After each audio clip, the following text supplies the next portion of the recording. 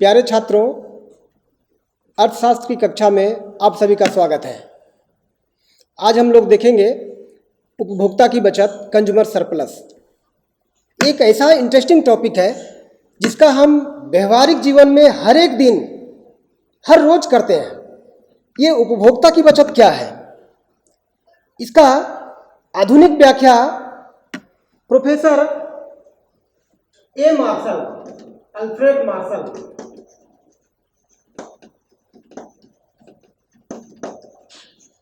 इनका बहुत famous book था principles of economics.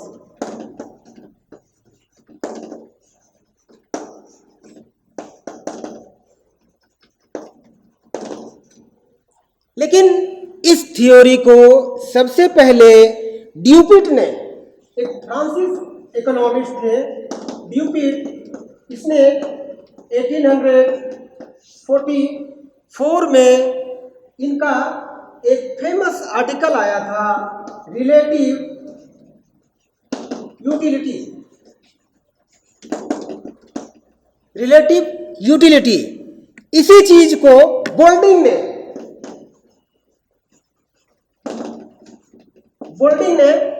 Buyer surplus नाम से किया था।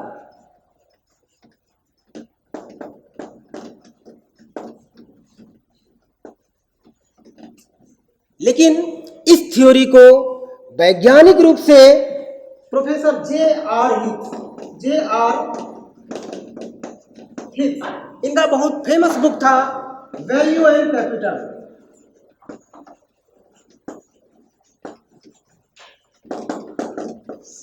ये इस थ्योरी को, ये उपभोक्ता बचत की थ्योरी को जे आर हिक्स ने वैल्यू एंड कैपिटल में उदासीन वक्रों के माध्यम से दिया।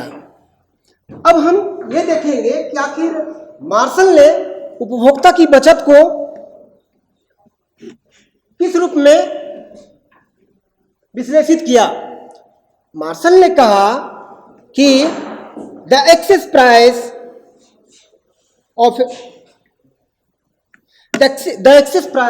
which a consumer is willing to pay rather than go without the thing over that which he actually does pay is economic measure of this surplus satisfaction. It may be called consumer surplus.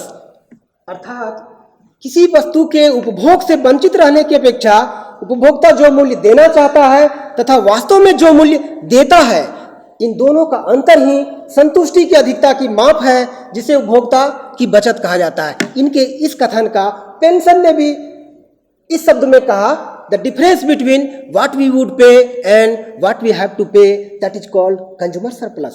अर्थात किसी वस्तु के लिए हम जो कीमत देना चाहते हैं तथा वास्तव में जो कीमत हम देते हैं, इन दोनों का अंतर ही उपभोक्ता की बचत है।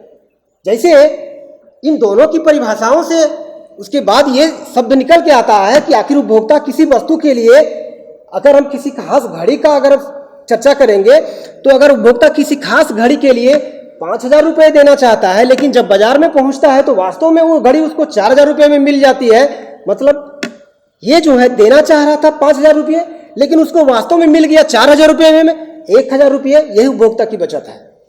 मतलब इसने कहा, सीधा सीधा कहा कि कंज्यूमर सरप्लस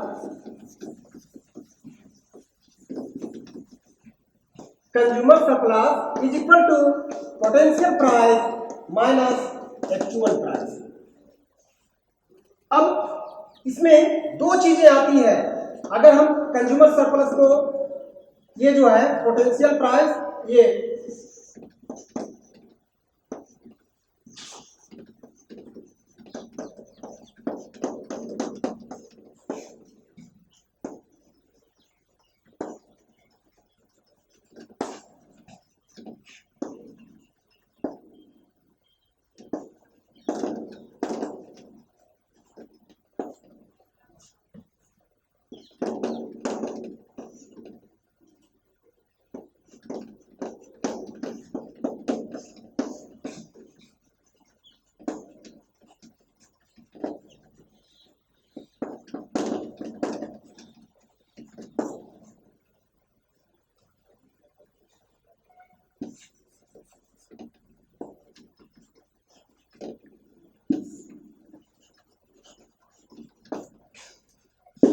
अब जो है उपभोक्ता की बचत को अगर हम देखेंगे तो हमारे सामने दो सवाल उठता है कि क्या सभी वस्तुएं एक जैसी होती है? नहीं, कुछ वस्तुएं ऐसी होती है जिनको हम छोटे छोटे भाग में बांट सकते हैं, कुछ ऐसी वस्तुएं होती हैं जिन्हें हम छोटे छोटे भाग में नहीं बांट सकते हैं। जिन्हें छोटे छोटे भाग में हम नहीं बांट सकते हैं, उसकी अगर उपभोक्ता की बचत हमें निकालनी हो तो हम उसका उस वस्तु से कितनी सीमांत उपयोगिता मार्जिनल यूटिलिटी हमें मिलती है, उसमें से प्राइस इनटू डिमांड ये माइनस कर देंगे तो वो निकल जाएगा। फिर दूसरी आती है कि जब वस्तु को छोटे छोटे भाग में हम अगर बांटा जा सकता है तो उसकी अगर कंज्यूमर सरप्लस हमें निकालना है तो हम क्या करते हैं, उसका मार्जिनल यूटिलिटी, ये सिंबल का अंतर है, इसमें समेशन है, इसमें इंटीग्रेशन है, प्राइस इनटू डिमांड। अब ये अर्थात इसमें सीधा सीधा यही समझ में आया कि उपभोक्ता की बचत वास्तव में उपभोक्ता जो कीमत देना चाहता है तथा वास्तव में जो कीमत देता है, इन दोनों का अंतर ही उपभोक्ता की बचत है। इस थ्योरी को मार्शल ने कुछ एजम्पशन का सहारा लेके प्रतिपादित किया। इस थ्योरी को का व्याख्या के लिए मार्शल ने कुछ एजम्पशन लिया। जैसे पहला एजम्पशन लिया कि वस्तु की सीमांत उपयोगिता स्थिर रहती है, उपभोक्ता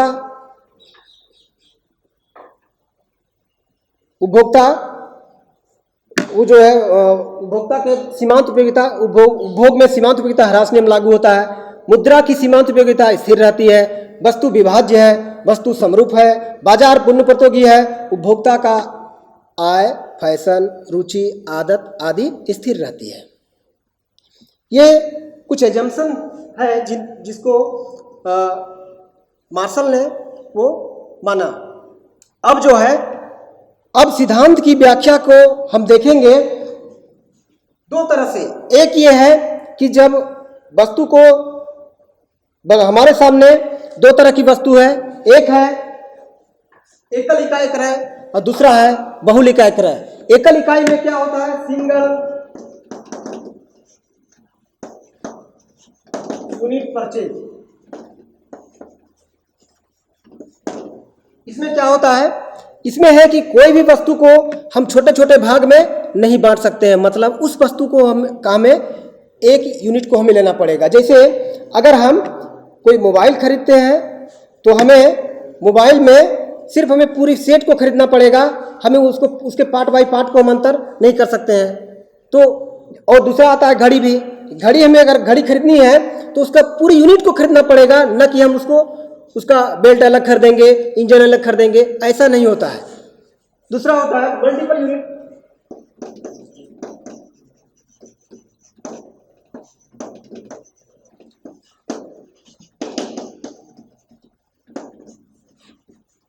मल्टीपल यूनिट परचेज मतलब कुछ ऐसी वस्तुएं होती है जिनका हम एक से अधिक यूनिट को परचेज कर सकते हैं। अब क्या है, मल्टीपल यूनिट परचेज में, बहुल इकाई क्रय में, इसमें भी एक समस्या आती है दो तरह की। जब हम एक से अधिक यूनिट को जब परचेज करेंगे तो हमारे सामने एक समस्या आती है कि उसमें से कुछ वस्तु ऐसी हमें मिलेगी जिसको हम छोटे छोटे भाग में बांट सकते हैं, कुछ ऐसी वस्तुएं हमारे सामने आएगी जिसको हम छोटे छोटे भाग में नहीं बांट सकते हैं। तो पहला हम ये देखेंगे, इसमें से पहला हम देखेंगे कि व्हेन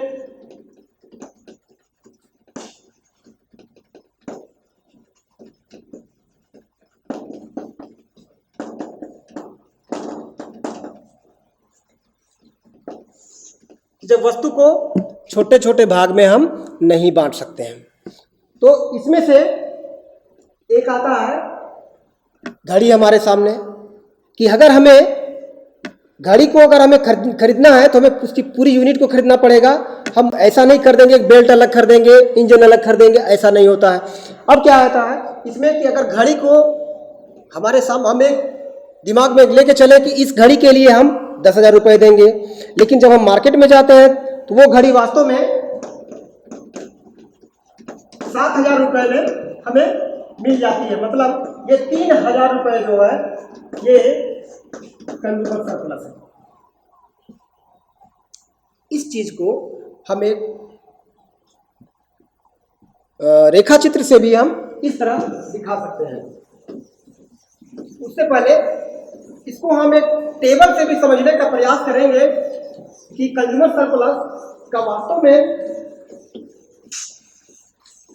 ये किस तरह का काम करता है। Unit, marginal utility, actual price, consumer surplus.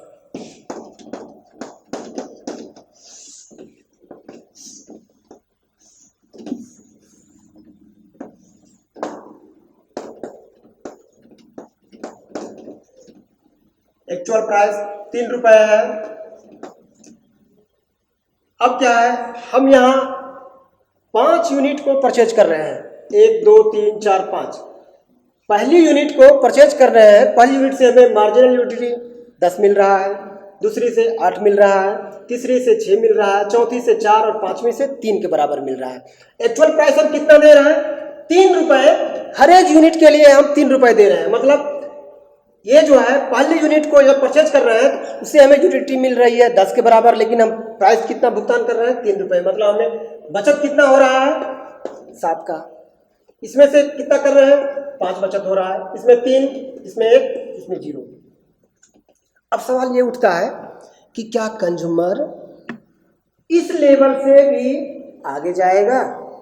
क्या कंज्यूमर ये 5वीं यूनिट से भी आगे कमोडिटी को परचेज करेगा? नहीं।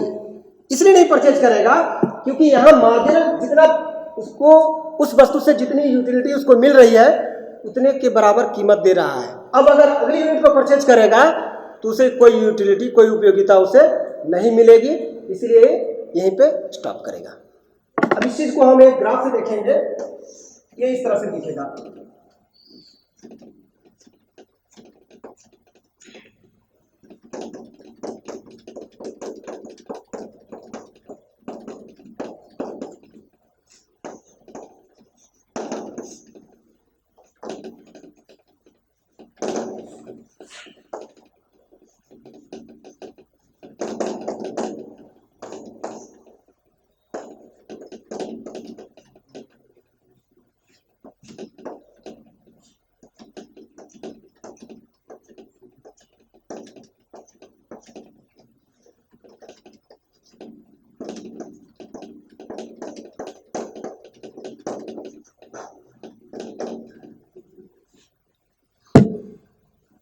यहां हम देखेंगे पहली यूनिट से मार्जिनल यूटिलिटी कितनी मिल रही है, 10 के बराबर।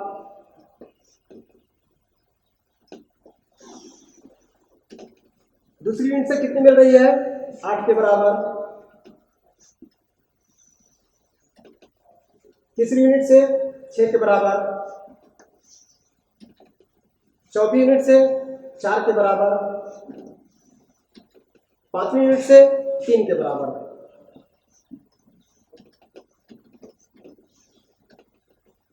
अब हम यहां देखेंगे एक्चुअल प्राइस कितना है, वास्तविक मूल्य कंज्यूमर कितना दे रहा है, 3 रुपए।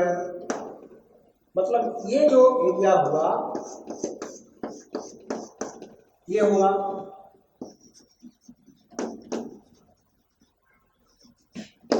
Consumer surplus. अब हम यहां तो देख लिए कंज्यूमर सरप्लस का ये एरिया निकला। अब यहां से हम निकालेंगे कि कंज्यूमर सरप्लस एक कंज्यूमर को टोटल कितना उसको बचत हुआ। उसमें से हम ये देख रहे हैं मल्टीपल यूनिट परचेज में देख रहे हैं कि जब वस्तु को छोटे छोटे भाग में नहीं बांटा जा सकता है। उसका एक फॉर्मूला हम क्या देखे थे, consumer surplus is equal to summation marginal utility minus price into demand. Marginal utility कितना मिल रहा है, यहां हम जोड़ेंगे ये मार्जिनल यूटिलिटी जोड़ देंगे तो 31 यहां मिल रहा है, मतलब ये 31 हुआ। प्राइस कितना है, एक्चुअल प्राइस 3 रुपए। डिमांड कितने यूनिट का हो रहा है, 5 यूनिट का। 31 माइनस 15, ये कंज्यूमर सरप्लस कितना हो रहा है, 16 का। ये एक उपभोक्ता को ये बचत ये प्राप्त हुआ।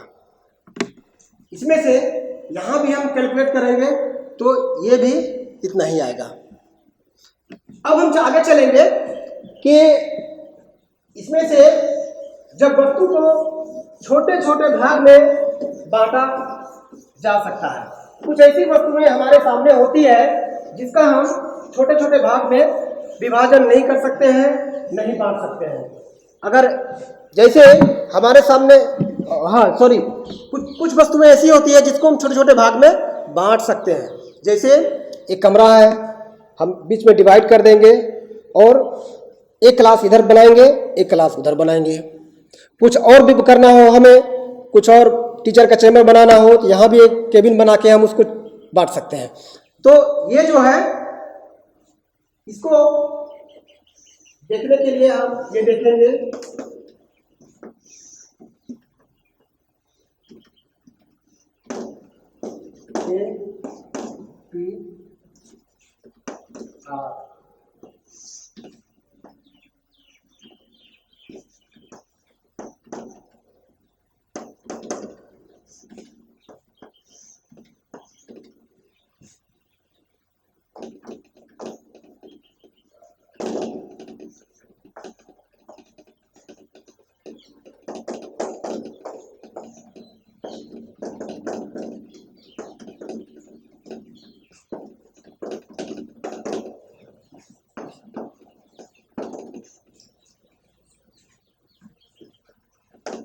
हमने एक्स एक्सिस में यूनिट को लिया, वाई एक्सिस में मार्जिनल यूटिलिटी, एक्चुअल प्राइस और कंज्यूमर सरप्लस को लिया।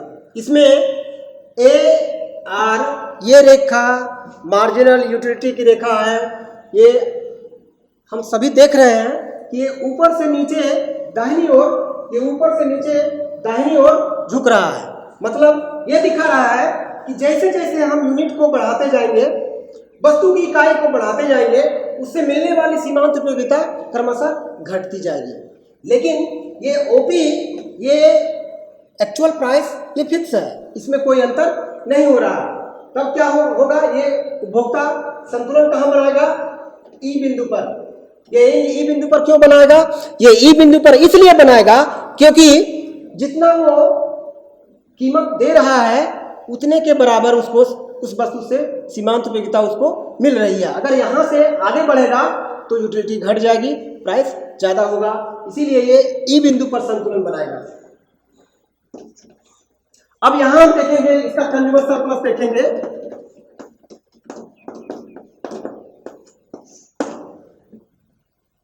इसमें टोटल मार्जिनल यूटिलिटी कितना मिल रहा है? OAES। मतलब ये है कि इसमें कंज्यूमर कितना ओएस यूनिट को परचेज कर रहा है, प्राइस दे रहा है इतना, लेकिन टोटल यूटिलिटी कितनी मिल रही है? OAES और प्राइस कितना है? ये ओपी फिक्स है, इनटू डिमांड कितने यूनिट का हो रहा है? ओएस का, OAES माइनस, अब क्या है, इतना को इतने से मल्टीप्लाई करेंगे तो एरिया होगा OPES। अब क्या है, इस एरिया में OAES में OPES को माइनस कर देंगे तो ये बच रहा है APE। ये एरिया कंज्यूमर सरप्लस का है। उपभोक्ता को इतनी उसे बचत प्राप्त हो रही है। अगर बाजार मूल्य अगर बढ़ जाए, यहां पर क्या है, प्राइस ओपी है, तब उसको बचत कितना हो रहा है? PAE या APE, कुछ भी कहे, ये इतना बचत प्राप्त हो रहा है। अगर बाजार मूल्य बढ़ जाए, मतलब ओपी से बढ़ के अगर OP1 हो जाए, तब क्या होगा? कंज्यूमर सरप्लस घट जाएगा। अगर बाजार मूल्य ओपी से घट के OP2 हो जाए तो कंज्यूमर सरप्लस बढ़ जाएगा। ये तो था, ये हम लोगों ने देखा मार्शल का, लेकिन इसकी वैज्ञानिक व्याख्या अर्थात इसमें हिक्स ने क्या सुधार किया? हिक्स ने इसमें जो सुधार किया उसको हम देखेंगे। इसमें हिक्स कहते हैं कि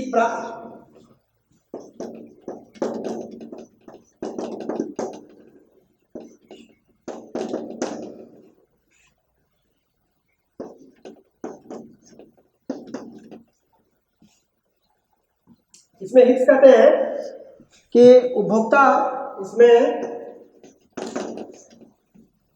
एक्स एक्सिस में हमने यूनिट को लिया, वाई एक्सिस में मार्जिनल यूटिलिटी एक्चुअल प्राइस और कंज्यूमर सरप्लस को लिया। हिक्स कहते हैं कि उपभोक्ता की कुल मौद्रिक आय कितनी है, सॉरी मॉनेटरी इनकम,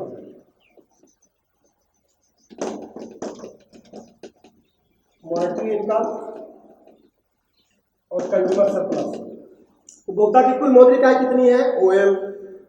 इस ओएम में वो जो है एक बिंदु यहाँ पर क्यू पर यहाँ संतुलन बनाता है, यहाँ मतलब ये खरीदना चाहता है ओ क्यू एस, एस बिंदु पर संतुलन बनाता है और ये इतनी यूनिट को परचेज करना चाहता है। इस इतनी यूनिट के लिए ये जो है इतना एमपी ये इतना देना चाहता है। इतने यूनिट के लिए एमपी इतने पैसा का भुगतान करना चाहता है और इतना वो अपने पास रखना चाहता है। लेकिन जब वो बाजार जाता है तो बाजार जाके वस्तु का मूल्य ज्ञात करता है। मूल्य ज्ञात जब करता है तो उसको एक प्राइस लाइन मिलता है, एमटी। इस प्राइस लाइन पर वो वास्तव में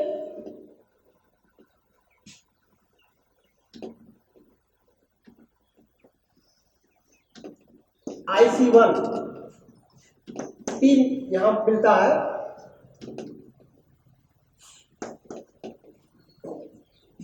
मूल्य रेखा जब ज्ञात करता है तो वास्तव में संतुलन बनाता है वो टी पर। इस टी बिंदु की क्या विशेषता है, यहां पर पोटेंशियल प्राइस,